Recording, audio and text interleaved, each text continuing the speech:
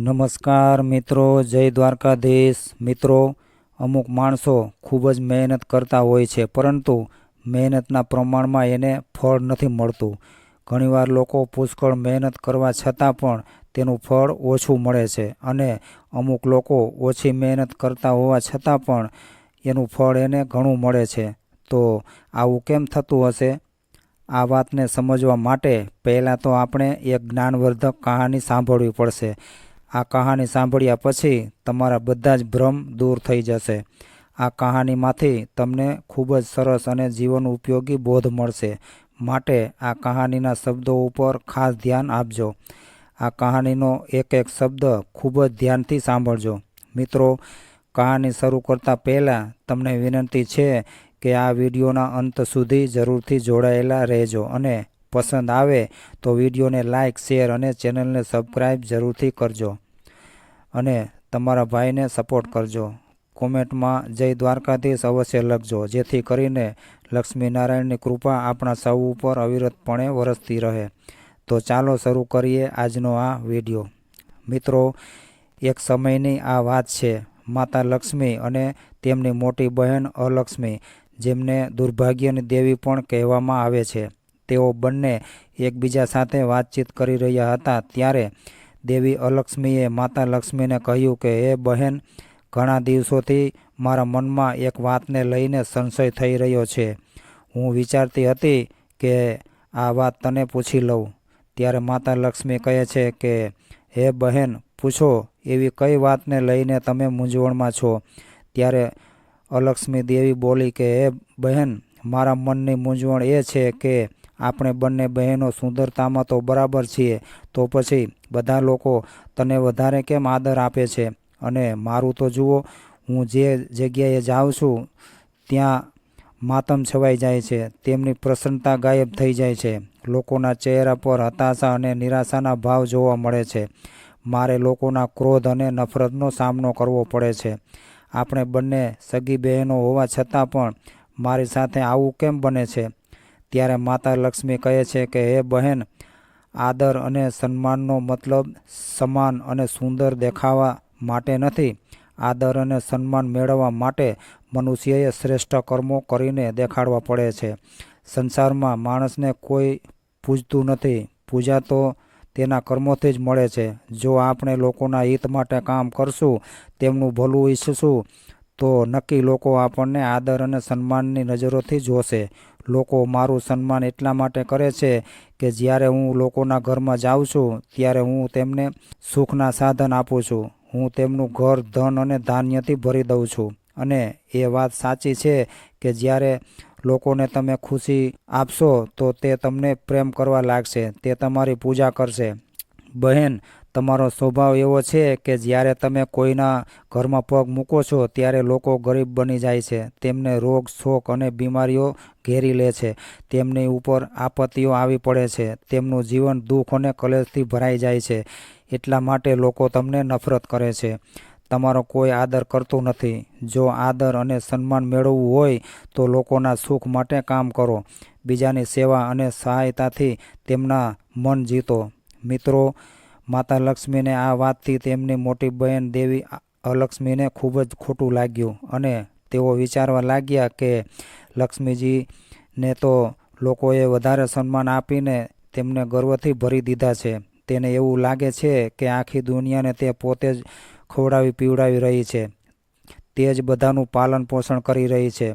મિત્રો, લોકોમાં આ જ ખોટ હોય છે. જો તેમને સાચી સલાહ આપવામાં આવે તો તેમને લાગે છે કે સામેવાળો વ્યક્તિ તેમનું અપમાન કરી રહ્યો છે. આ વાત માતા લક્ષ્મીની મોટી બહેન અલક્ષ્મીને કાંટાની જેમ ખૂંપી રહી હતી. તે એકદમ ગુસ્સામાં બોલ્યા કે, હે બહેન લક્ષ્મી, તું કઈ વાતમાં મારાથી મોટી છે? તને કઈ વાતનું અભિમાન છે? ના તો તું મારાથી ઉંમરમાં મોટી છે, અને ના જ્ઞાનમાં મોટી છે, ના શક્તિમાં મોટી છે, અને ના સુંદરતામાં. તો પછી તું શા માટે મને આ ઉપદેશ આપી રહી છે? જો તને તારી સંપત્તિ ઉપર આટલું બધું અભિમાન છે, તો ચાલ આપણે બંને પોતાની શક્તિનું પ્રદર્શન કરીને જોઈ લઈએ કે કોણ વધારે શક્તિમાન છે. જે જીતે તેને જ સર્વશ્રેષ્ઠ માનવામાં આવશે. તને તારા વૈભવ ઉપર ખૂબ જ અહંકાર છે ને?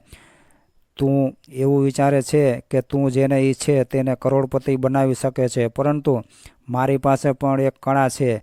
હું જેને ઈચ્છું તેને કરોડપતિમાંથી કંગાળ બનાવી શકું એમ છું. અલક્ષ્મી દેવીની વાત સાંભળીને માતા લક્ષ્મી હસવા લાગ્યા અને કહેવા લાગ્યા કે બહેન, તું ગમે તે કરી લે તો પણ મારાથી મોટી નહીં થઈ શકે. મારી શક્તિ કંઈ ઓછી નથી. તું જેને કંગાળ બનાવીશ ને તેને હું પાછો રંકમાંથી રાજા બનાવી દઈશ. ત્યારે અલક્ષ્મી દેવી બોલી કે હે બહેન, હજી તું મારા મહિમા વિશે જાણતી નથી. જેને તું રાજા બનાવીશ ને તેને હું ક્ષણ માત્રમાં અનાજના એક એક દાણા માટે ભટકતો કરી દઈશ. લક્ષ્મીજીએ કહ્યું કે તું સાચું કહે છે. તું જેને ઈચ્છે તેને કંગાળ બનાવી શકે છે, પરંતુ જેના પર મારી કૃપા વરસી જાય તેનું તું કંઈ નહીં બગાડી શકે. જો તને તારી શક્તિ ઉપર વધારે અભિમાન છે તો આવતીકાલે તારો આ ભ્રમ પણ દૂર થઈ જશે. મિત્રો, હવે બંને બહેનો વચ્ચે સ્પર્ધા શરૂ થઈ ગઈ. બીજા દિવસે બંને બહેનો માતા લક્ષ્મી અને મોટી બહેન અલક્ષ્મી એક નગરમાં એક બ્રાહ્મણના ઘરે પહોંચી ગયા. તે બ્રાહ્મણ દરરોજ પૂજાપાઠ કરવા માટે મંદિરમાં જતો હતો. તે માતા લક્ષ્મીનો મોટો ભક્ત હતો. બંને બહેનો તે બ્રાહ્મણ પર પોતાનો પ્રભાવ દેખાડવાના હતા. અલક્ષ્મી દેવી કહેવા લાગી કે બહેન, હવે તમે આ બ્રાહ્મણ પર મારો પ્રભાવ જોજો. હું તેને કેવી રીતે કંગાળ બનાવી દઉં છું. તે જોઈને તમારું માથું પણ શરમથી ઝૂકી જશે. આટલું કહીને અલક્ષ્મી દેવી ચાલ્યા ગયા. માતા લક્ષ્મી મોટી બહેનના ક્રોધ અને અહંકારને જોઈને ઊભા થયા અને હસવા લાગ્યા. બીજા દિવસે બંનેએ એ જ મંદિરમાં ગયા જ્યાં બ્રાહ્મણ પૂજાપાઠ કરવા જતા હતા. બંને બહેનો એક સાધારણ સ્ત્રીનો વેશ ધારણ કરીને તે મંદિરની બહાર બેસી ગયા. તે મંદિરમાં પૂજાપાઠ કરનાર શ્રદ્ધાળુ આવવા લાગ્યા. બધા લોકો તેમને જોતા હતા, પરંતુ કોઈનું તેમના પર ધ્યાન ન હતું. અને તમે તો જાણો જ છો કે મંદિરમાં ગરીબ અને દુઃખી લોકો હંમેશા આવતા હોય છે. થોડીવાર પછી તે બ્રાહ્મણ પણ આવી ગયો, જેની તે બંને બહેનો રાહ જોઈ રહી હતી. બંને બહેનોની નજર તે બ્રાહ્મણ પર પડી. બ્રાહ્મણે મંદિરમાં પૂજાપાઠ કર્યા પછી એ પોતાના ઘર તરફ ચાલવા લાગ્યો. ત્યારે મોટી બહેન અલક્ષ્મી દેવી બોલી કે હે બહેન, તમારો ભક્ત જઈ રહ્યો છે, હવે તમે તમારો ચમત્કાર દેખાડો. ત્યારે માતા લક્ષ્મીએ એક મોટો વાંસ તેના રસ્તામાં મૂકી દીધો. તે વાંસના પોલાણમાં સોનામહોરો ભરેલી હતી. બ્રાહ્મણે રસ્તામાં પડેલા તે વાંસને ઉઠાવી લીધો. વાંસને જોઈને તેણે વિચાર્યું કે આ વાંસ જરૂર મારા કોઈ કામમાં આવશે. પરંતુ બ્રાહ્મણને ખબર નહોતી કે વાંસની અંદર સોનામહોરો ભરેલા છે. બ્રાહ્મણ વાંસને લઈને પોતાના ઘર તરફ ચાલવા લાગ્યો. રસ્તામાં તેને એક છોકરો મળ્યો. તે છોકરાએ બ્રાહ્મણના હાથમાં વાંસ જોયો એટલે વિચાર્યું કે આ વાંસ તો ખૂબ જ કામનો છે. આ વાંસને હું બ્રાહ્મણ પાસેથી મારો ખાટલો બનાવવા માટે માગી લઉં. આવો વિચાર કરીને તે છોકરાએ બ્રાહ્મણને તે વાંસ આપવા માટે આગ્રહ કર્યો. બ્રાહ્મણે વિચાર્યું કે આ વાંસને હું ક્યાં બજારમાંથી લાવ્યો હતો. આ છોકરો માગે છે તો તેને આપી દઉં. બ્રાહ્મણે તે વાંસ છોકરાને 1 રૂપિયામાં આપી દીધો. 1 રૂપિયામાં તે વાંસને વેચીને બ્રાહ્મણ ખૂબ જ ખુશ થાય છે. તે છોકરો પણ સોનામહોરોથી ભરેલો તે વાંસ લઈને જતો રહ્યો. બીજી બાજુ મંદિર આગળ ઊભેલી લક્ષ્મી દેવીને કહેવા લાગી કે જોયું ને તે લક્ષ્મી, આ હતો મારો પ્રભાવ. તમે બ્રાહ્મણને ધનવાન બનાવવા માટે સોનામહોરોથી ભરેલો એક વાંસ આપ્યો હતો, પરંતુ મારા પ્રભાવથી તેનો તે વાંસ માત્ર 1 રૂપિયામાં જ વેચાઈ ગયો. તમારા ભક્તને શું મળ્યું? માત્ર 1 રૂપિયો, અને એ રૂપિયો પણ તેની પાસે રહેવાનો નથી. ચાલો આગળ જોઈએ શું થાય છે. હવે બંને દેવીઓ બ્રાહ્મણની પાછળ ચાલવા લાગી. બ્રાહ્મણ ચાલતા ચાલતા એક તળાવના કિનારે પહોંચ્યો. તેનો તે રૂપિયો તેના કમંડળમાં પડ્યો હતો. બ્રાહ્મણે તળાવના કિનારે તેનું કમંડળ મૂકીને પૂજા માટે ફૂલ તોડવા લાગ્યા. ત્યારે ત્યાં એક ગાયો ચરાવનાર ગોવાળીઓ ત્યાંથી પસાર થાય છે. બ્રાહ્મણના કમંડળમાં 1 રૂપિયો પડેલો જોઈને તે વ્યક્તિ તે રૂપિયાને કમંડળમાંથી લઈને જતો રહ્યો. બ્રાહ્મણને ખબર નહોતી કે તેનો રૂપિયો ચોરાઈ ગયો છે. એ તો એનું કમંડળ લઈને ઘર તરફ ચાલી નીકળ્યો. ઘરની નજીક પહોંચ્યો ત્યારે તે બ્રાહ્મણને તે છોકરો મળી ગયો, જે તેની પાસેથી 1 રૂપિયામાં વાંસ ખરીદીને લઈ ગયો હતો. તે છોકરો બોલ્યો કે પંડિતજી, મેં તમારી પાસેથી જે વાંસ ખરીદ્યો હતો તે વાંસ તો ખૂબ જ ભારે છે. મારા દાદાએ કહ્યું છે કે આ વાંસને પાછો આપીને વજનમાં હલકો વાંસ લઈ આવજે. આ ભારે વાંસથી ખાટલો બરાબર નહીં બને.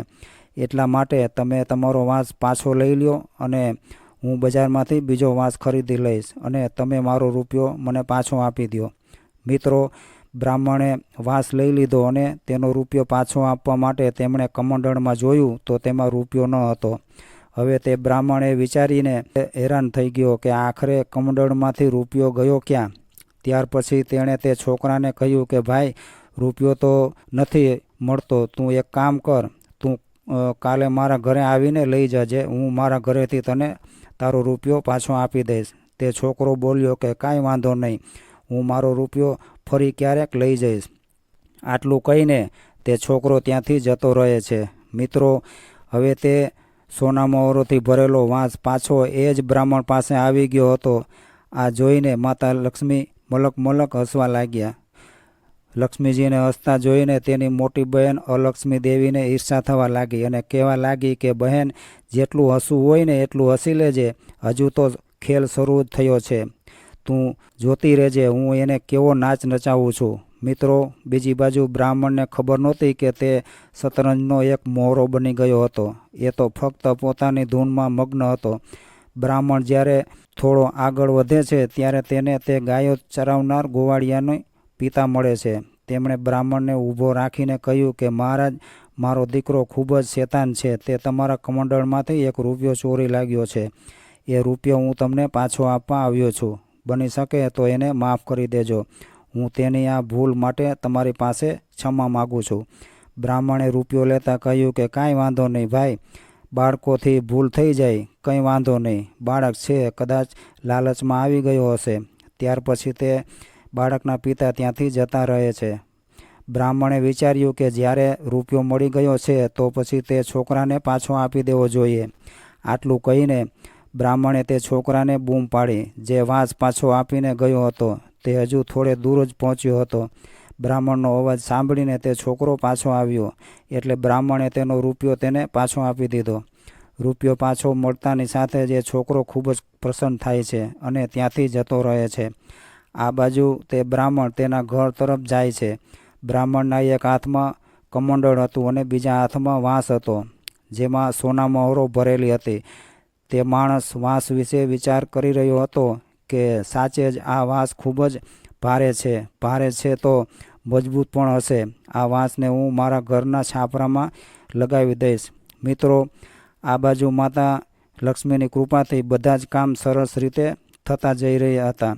તેનાથી મોટી બહેન અલક્ષ્મી દેવી ઈર્ષાની આગમાં સળગી રહી હતી. તે વિચારવા લાગી કે હવે હું શું કરું. તે બ્રાહ્મણનું ઘર પણ નજીક આવી ગયું હતું. જ્યારે તેમને કોઈ ઉપાય મળ્યો નહીં ત્યારે તે બ્રાહ્મણને જાનથી મારી નાખવા માટે ઉત્સુક થઈ ગઈ. અલક્ષ્મી દેવીએ કહ્યું કે બહેન લક્ષ્મી, હવે હું એની બધી જ ધન સંપત્તિ છીનવી લઈશ, સાથે સાથે તેના પ્રાણ પણ હરી લઈશ. હવે તું જોતી રહેજે એ કેવી રીતે તડપીને મરે છે. આટલું કહીને દેવી અલક્ષ્મી એક મોટા સાપનું રૂપ લઈને તે બ્રાહ્મણને ડંખ મારવા માટે જાય છે.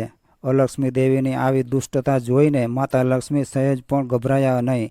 તે ત્યાં જ ઊભા હસતા રહ્યા. બીજી બાજુ તે બ્રાહ્મણે જોયું કે એક મોટો સાપ તેની તરફ આવી રહ્યો છે. ત્યારે તે બ્રાહ્મણ ગભરાઈ ગયો અને તે પોતાનો જીવ બચાવવા માટે ભાગવા લાગ્યો. પરંતુ દેવી ક્યાં તેને છોડવાની હતી. તે તો તેને મારી જ નાખવા માગતી હતી. તે બ્રાહ્મણની પાછળ ખૂબ જ ઝડપથી દોડી રહી હતી. બ્રાહ્મણ ગભરાઈને તેની સામે હાથ જોડીને વિનંતી કરવા લાગ્યો કે હે નાગ દેવતા, મેં તમારું શું બગાડ્યું છે જેથી તમે મારી પાછળ પડી ગયા છો? ચૂપચાપ અહીંથી જતા રહો. હું એક ગરીબ બ્રાહ્મણ છું. વગર કારણે મને શા માટે હેરાન કરી રહ્યા છો? ત્યારે બ્રાહ્મણે ખૂબ વિનંતી કરી, પરંતુ તે સાપ ક્યાં માનવાનો હતો. તે તો તેને દેવી અલક્ષ્મી જ હતી. તે તો તેને મારી જ નાખવા માગતી હતી. પોતાનો જીવ જતો જોઈને તે બ્રાહ્મણે સ્વ બચાવ માટે તેની પાસે જે વાંસ હતો એ વાંસનો જોરથી સાપ ઉપર ફટકો માર્યો. જમીન સાથે અથડાતા જ તે વાંસ તૂટી ગયો.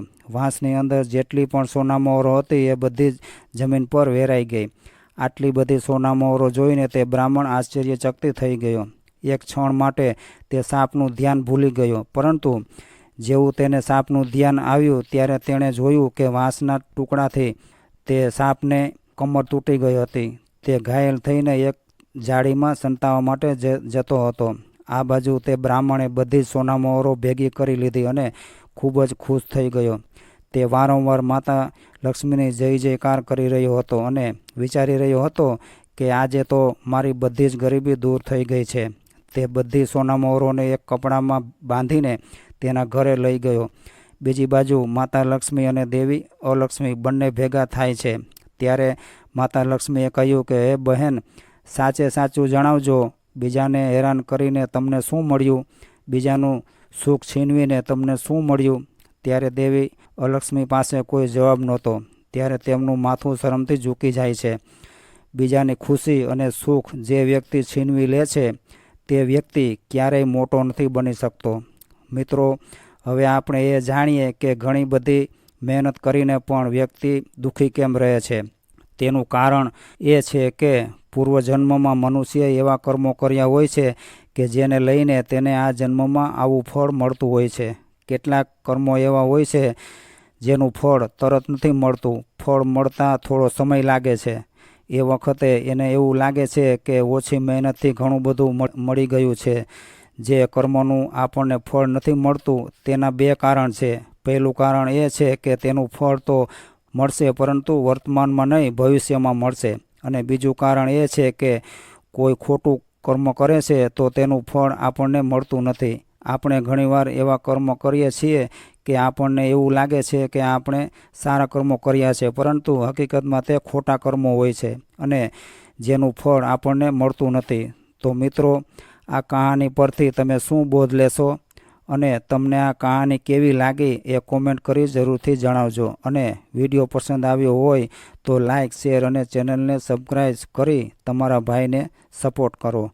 જય દ્વારકાધીશ.